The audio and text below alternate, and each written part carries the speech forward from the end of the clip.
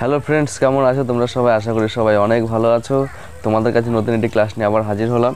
তো গতকাল আমি তোমাদের ক্লাস 10-এর সরল সুদের যে কোষে দেখি 2 সরল সুদের চ্যাপ্টারটা 5টা অঙ্ক করিয়েছিলাম। তো যারা তোমরা দেখোনি, তোমরা আমার এই ভিডিও ডিসক্রিপশনে সেই ভিডিও লিঙ্ক দেওয়া আছে, তোমরা গিয়ে দেখে নাও, তারপরে এসে এই পরের অঙ্কগুলো দেখো, নইলে কিছুই বুঝতে পারবে না। ঠিক আছে? তো আজকে তার 6 থেকে পরের অঙ্কগুলো দেখি কতটা দেওয়া যায়, সেটা চেষ্টা করছি 30 মিনিটের মধ্যে, কারণ ভিডিও অনেক বড় হয়ে গেলে তোমাদেরও দেখতে বোরিং লাগবে। দেখো 6 অঙ্কটা কি বলেছে, তোমরা সকলে বই নিয়ে বসো, আমি পড়ছি, তোমরা সেটা বইয়ের সাথে মিলিয়ে বুঝে নাও। গৌতম একটি মুরগি খামার খোলার জন্য একটি সমবায় ব্যাংক থেকে বার্ষিক 12% সরল সুদের হারে কিছু টাকা ধার নিলেন। প্রত্যেক মাসে তাকে এত টাকা, মানে 378 টাকা সুদ দিতে হয়। তিনি কত টাকা ধার নিয়েছিলেন? তাহলে তিনি কত টাকা ধার নিয়েছিলেন এটা আসল বের করতে হবে। আর দেখো প্রত্যেক মাসে সুদটা দেওয়া আছে, তাহলে আমার সুদ 12 মাসে বার করতে হয়, মানে 12 মাসের হিসাবে বার করতে হয়, তাই তো? তাহলে প্রত্যেক মাসে 378 টাকা সুদ দিতে হয়, তাহলে আমি এখানে 12 মাসের সুদটা বার করে নেব। ঠিক আছে, তো চলো দেখো শুরু করি। প্রথমে কী বার করতে হবে? প্রত্যেক মাসে সুদ দিতে হয়, তার মানে কি প্রত্যেক মাসে সুদ কত? 378 টাকা। 378 টাকা। 12 মাসের সুদ কি হবে?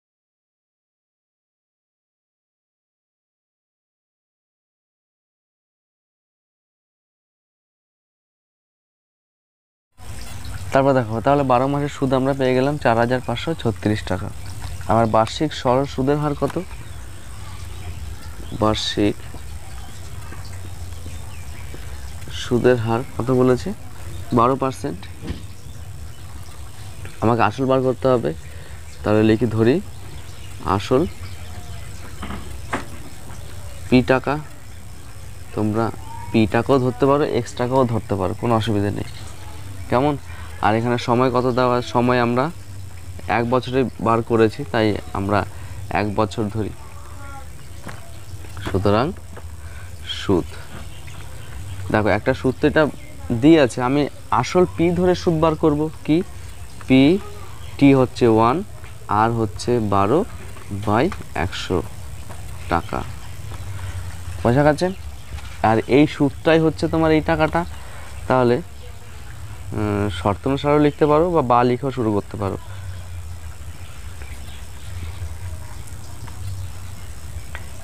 শর্তানুসারে কি হবে? পি গুণ 12/100, আমার চুপ, 4536 টাকা। এবার এখান থেকে আমরা পি এর মান বার করব। পি সমান সমান কী হবে? 4536, 100টা চলে যাবে ওপরে, আর 12 চলে আসবে নিচে। আমরা সরাসরি করে দিলাম। এবার 12 দিয়ে দেখো, 12 দিয়ে 378কে গুণ করে তো 4536 পেয়েছিলাম, তার মানে 12 দিয়ে আমি এটাকে কেটে সে 378ই পাবো। তার মানে পি কত পেলাম? 378, দুটো শূন্য। সুতরাং আসল, তোমরা উত্তর লিখবে কি? যেটা উত্তর বার করতে বলেছে সেটা লিখবে। তিনি কত টাকা ধার করেছিলেন? তিনি 37,800 টাকা ধার করেছিলেন। বোঝা গেছে? পরের অঙ্কে চলে যাই। 7 অঙ্ক কি বলেছে? বার্ষিক 6% সরল সুদের হারে কোনো টাকা কত বছরে দ্বিগুণ হবে হিসাব করে লিখি। কত বছর? এখানে সময় বার করতে বলেছে, তাহলে ধরে নাও যেটা বার করতে বলবে সেটাই ধরবে। ধরি টি বছরে সুদ আসলে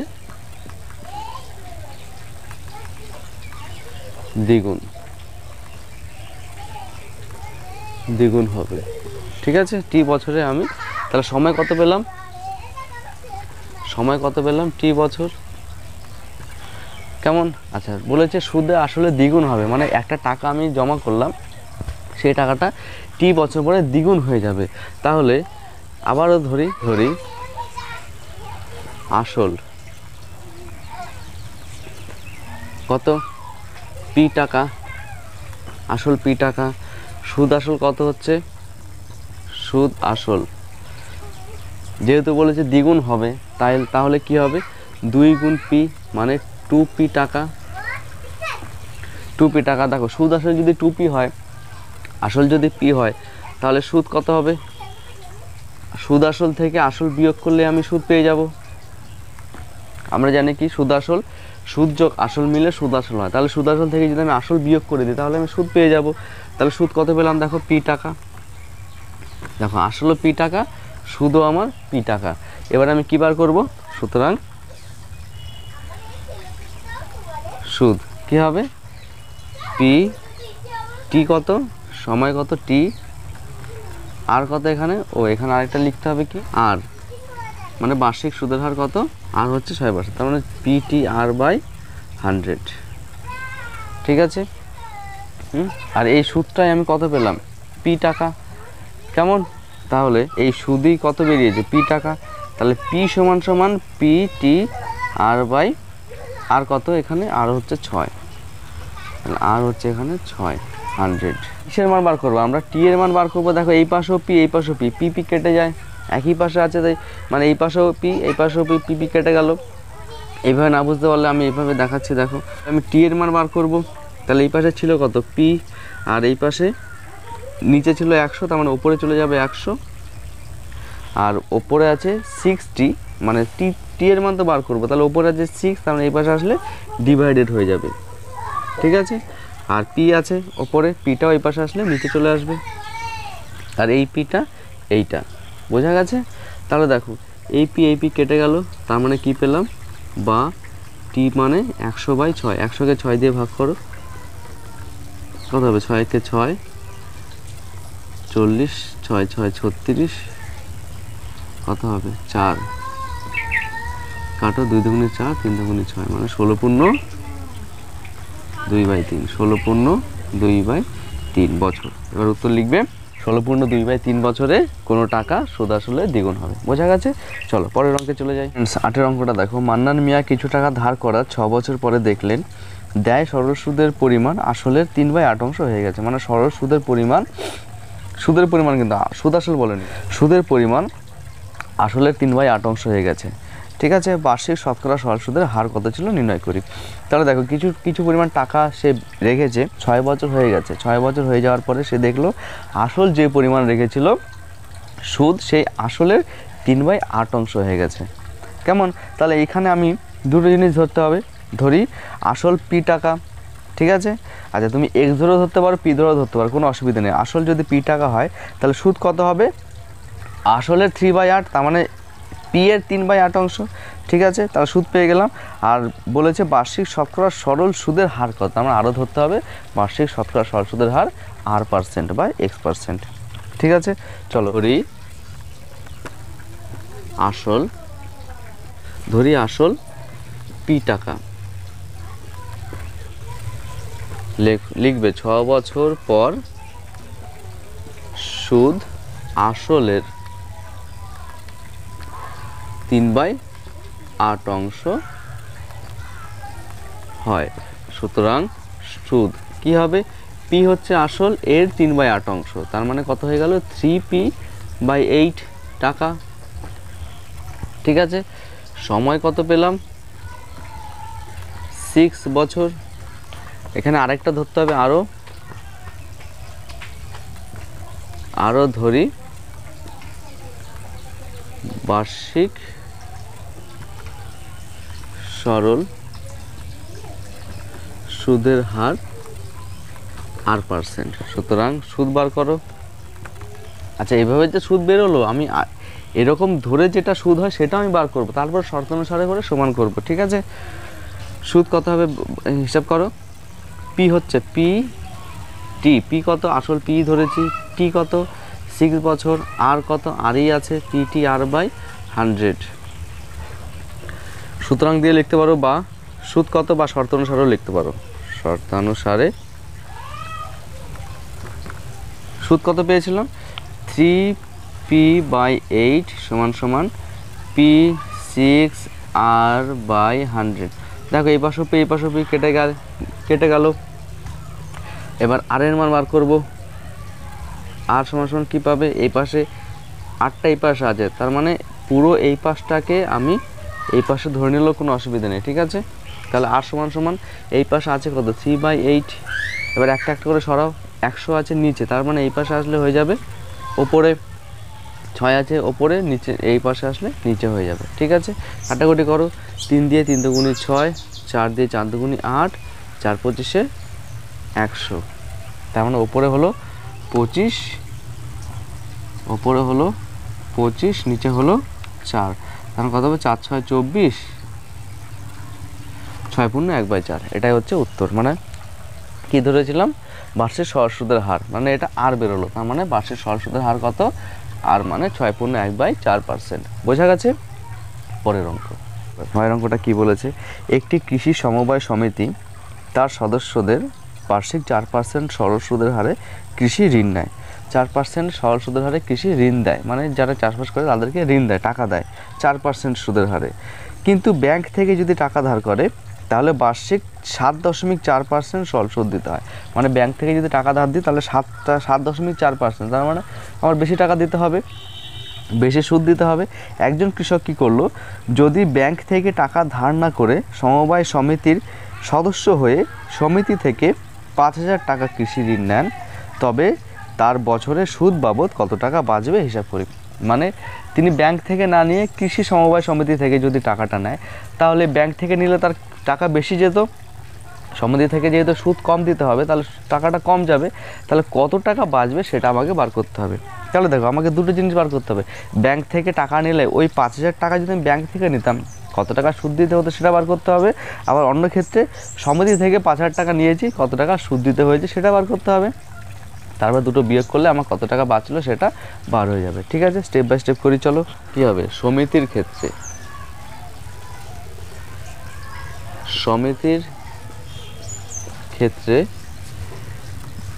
বার্ষিক, আমি বলছি তোমার লেখ, বার্ষিক সরল সুদের হার মানে আর কত? 4%। এটা হচ্ছে সমিতির ক্ষেত্রে। ঠিক আছে, বার্ষিক সরল সুদের হার 4%। বছরে, এখানে বছরে বার করতে বলেছে, তার মানে সময় কত? সময় আমার 1 বছর। আসল কত? আসল হচ্ছে 5,000 টাকা। 5,000 টাকা। আচ্ছা, সুদ আসল, এই সুদ বার করো তাহলে। সুদ কী হবে? পি, পি হচ্ছে এখানে, এখানে পি লিখতে হতো ব্র্যাকেটে। আচ্ছা, পি হচ্ছে এখানে কত? 5,000। টি হচ্ছে এখানে কত? 1। আর হচ্ছে কত? 4/100। কাটাকুটি করো, 0 0 কাটা, তার মানে উপরে 50 গুণ 4, তার মানে 4 5 20, 200 টাকা সুদ বেরোলো 200 টাকা। এটা হচ্ছে সমিতির ক্ষেত্রে। এবার লেখো ব্যাংকের ক্ষেত্রে।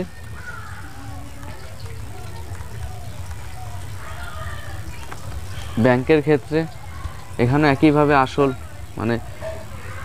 মানে পি 5,000 টাকাই থাকবে, আর এখানে হয়ে যাবে 7.4%। টি এখানে 1 বছরই থাকবে, সুতরাং আই বার করো। পি টি আর বাই 100, 0 0 0 কাটা, 5 দিয়ে গুণ করো। গুণটা নিশ্চয়ই পারবে তোমরা, 5 দিয়ে 0 বাদ দিয়ে গুণ করতে হয়। 50, তাই তো? 50 দিয়ে 7.4। আচ্ছা, 5 দিয়ে গুণ করো আগে। 4 5 20, 20 0 হাতে 2, 5 7 35, 36, 37। আর 5-এর 0টা এখানে বসে পড়লো। ক ঘর আগে দশমিক আছে? 1 ঘর আগে, তাই এখানে দশমিক হবে। 370 টাকা। দেখো, ব্যাংক থেকে আমাকে যদি টাকা নিই তাহলে ব্যাংক থেকে দিতে হচ্ছে 300, ব্যাংকে দিতে হচ্ছে 370 টাকা, আর সমিতিতে দিতে হচ্ছে আমার 200 টাকা। তাহলে কত টাকা বাঁচলো? সুতরাং লিখবে টাকা, তোমরা একটু ডিটেলসে লিখবে যে সমিতি থেকে টাকা নিলে বছরের সুদ বাবদ টাকা বাঁচবে 370 বিয়োগ 200 টাকা, তার মানে 170 টাকা। বোঝা গেল? তো চলো পরের অঙ্কে যাই। 10 অঙ্কটা কি বলেছে দেখো ফ্রেন্ডস, যদি 292 টাকার একদিনের সুদ 5 পয়সা হয় তবে বার্ষিক শতকরা সরল সুদের হার কত হিসাব করি। এখানে সময় বলেছে 1 দিন আর সুদ বলেছে 5 পয়সা। সুদের হার বার করতে বলে, তাহলে লেখো আসল পি কত? 292 টাকা। সময় কত? কি বলেছে? 1 দিন বলেছে। তাহলে দিনকে আমাদের কিসে নিতে হবে? বছরে নিতে হবে। 365 দিয়ে ভাগ করলে বছর হয়ে যায়। সুদ বলেছে, সুদ 5 পয়সা, পয়সাকে আমাকে কিসে নিতে হবে, সুদ টাকাতে নিতে হবে, তাই 100 দিয়ে ভাগ করতে হবে, টাকা হয়ে গেল। আর কি সুদের হার বার করতে বলেছে, তাই সেটা ধরে নেব। ধরি সুদের বার্ষিক সুদের হার কত, আর পার্সেন্ট। সুতরাং সুদ বার করো, সুদ কত, সুদ বার করে এই সুদের সাথে সমান করব, বোঝা গেছে? আচ্ছা, তাহলে পি হবে কত, 292, পি টি, টি কত, সময় কত, 1/336, আর কত, সরি আরটা ধরেছি, তার মানে আর হবে এটা। সুদ কত, পি টি আর বাই 100 হয়ে গেল। আর এটাই হচ্ছে সুদ, এটার সাথে আমি সুদ সমান করবো 5/100, ঠিক আছে? তাহলে শর্ত অনুসারে 5/100 সমান সমান কী হবে, 292 গুণ 1 গুণ আর 365 গুণ 100। তাহলে কী হবে, পুরো এই টোটালটাকে এই পাশে বার সাইডে নিয়ে চলে আসলো, তাহলে 8টা উপরে চলে গেল, আর ডান পাশে যেটা থাকবে সেটাই থাকবে। ডান পাশে আছে হচ্ছে 5/100, তাহলে একটা একটা করে সরাও। নিচে কী আছে, 365, তাহলে উপরে গেলে উপরে চলে যাবে 365 গুণ 100, আর উপরে আছে 292, নিচে চলে আসবে। এবার কাটাকাটি করো, 5 দিয়ে কাটো, 5 কুড়ি 100। আচ্ছা, আবার 5 দিয়ে কাটো, 4 5 20, 5 দিয়ে কাটলে 5 7 35, 5 7 35, 3 5 15, 73 দিয়ে দেখো ডাইরেক্ট কাটা করে যাচ্ছে, কত হয়, 4 দিয়ে যাবে, তাই 3 4 12, 4 7 28, 29, মানে 4 দিয়ে যাবে। 4 দিয়ে 100 কাটলে 4 25 100, তার মানে কত হচ্ছে, 25/4, 25/4 কত হবে, 4 6 24, 1 মানে 6.1/4%, 6.1/4%, এটাই তোমাদের উত্তর। তো ফ্রেন্ডস, আজকে 10 পর্যন্ত অঙ্ক থাক, আবার পরের অঙ্কগুলো নেক্সট ক্লাসে দেবো। অল্প অল্প করে অঙ্ক দিচ্ছি, তোমাদের সুবিধা হবে। তো আবার দেখা হচ্ছে পরের ক্লাসে, ততক্ষণে ভালো থেকো। আশা করি তোমরা অঙ্কগুলো বুঝতে পেরেছো খুব সুন্দরভাবে। না বুঝতে পারলে আমাকে কমেন্ট করে জানাবে, আমি আবার সেগুলো, যেগুলো বুঝতে পারলে না সেগুলো আমি আবার করিয়ে দেবো। তো চলো বন্ধুরা, দেখা হচ্ছে আবার পরের নেক্সট ক্লাসে, ততক্ষণে ভালো থেকো, টাটা।